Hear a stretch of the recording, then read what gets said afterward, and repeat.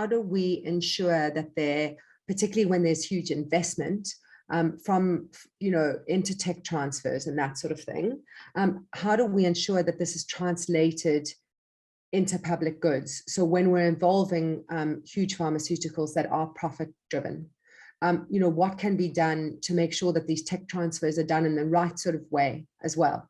And to make sure that when these bilateral deals are negotiated, whether it be in Brazil or whether it be with SK Bio, supplying the rest of the developing world, but particularly here in Africa, so that those deals are also not too prescriptive and they, allow a sort of a degree of autonomy, so that, for example, we don't have the issue like we had a little while ago where some of the Johnson & Johnson doses were sent to the European Union instead of directly going here in the continent. I think from what I understand, the deal that is negotiated between BioVac and Pfizer,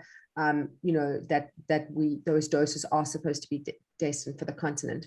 But those sorts of things, pharmaceutical companies don't do altruistically, shall I say. How do we make sure that we can sort of put pressure on them as Africans and as local producers?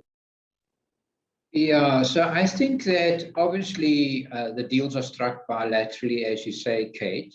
And first of all, the deal is struck because the partners involved in the deal see that there is an opportunity to create a win-win-win situation.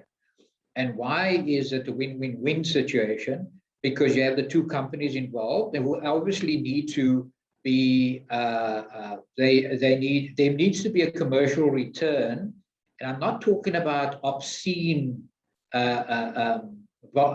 quantities of money, but there needs to be a commercial return for sustainability purposes and for reinvestment purposes. So I think that the general public and politicians, etc., need to understand that commercial activity is not a swear word. It's actually critically important as a fuel to ensure that this thing keeps going.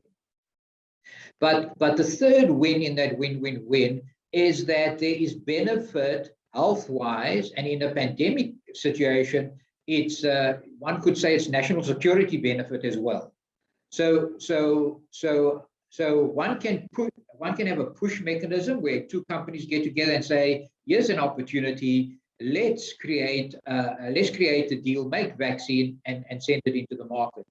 The market, which sits largely in government's hands, also needs to create a pull mechanism that says something along the following lines: that if you make this vaccine on the continent or in a specific region or in a specific country, we guarantee access to those markets for a period of time that is lucrative enough for the sending unit to say, here's a good opportunity for us not only to do good, but to ensure that we also make some commercial return. And I think that it must be enabled so that it comes to rest at in a balanced way.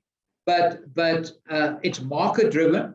There's no doubt about that. It needs to be, I think, largely looked through the lens of private companies with a commercial return. Otherwise, it's not going to be sustainable. Sun, would you agree with that, considering the model that you have in South Korea? I mean, how would you see this in terms of lessons learned from your part of the world and the way things work and the high public investment you've had in South Korea?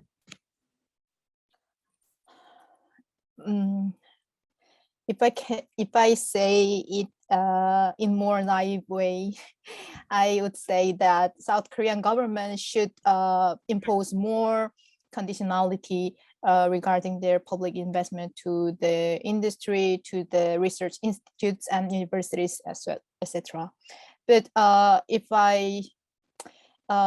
when I compare the real amounts, the size of the public investment by the South Korean government itself with the public investment from the global agencies like Gavi, SAPI, or others, it is huge, way more huge than the investment by the South Korean government itself. So I would say that the international cooperation is the most important thing to actually pressure the companies, not only the transnational pharma like Pfizer, Moderna, or others, but also for the individual local pharma like SK Bio or Samsung or others.